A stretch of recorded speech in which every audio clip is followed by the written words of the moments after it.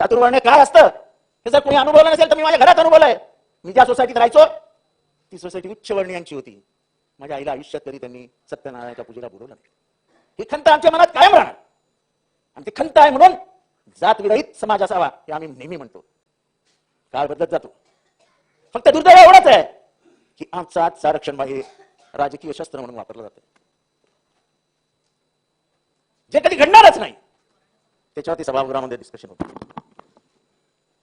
तुम्हाला माहिती आहे इंदिरा साहनी 50% वरती तुम्हाला घेऊन जाऊ शकत नाही. भांडण कशासाठी करताय? ओबीसीचं आरक्षण तुम्ही कमी करू शकत नाही हे माहित असताना ओबीसीचे नेते काय एवढ्या मोठ्या सभा घेऊन वातावरण आग लागेल असं भडकवत आहेत. मला माहिती आहे माझ्यासारखं, मी पण ओबीसी आहे, मला माहिती आहे माझं आरक्षण कोणी काढणार नाही. आणि मी आरक्षण न घेतलेला माणूस आहे. पण जातीबद्दलचं प्रेम सगळ्यांना असतं.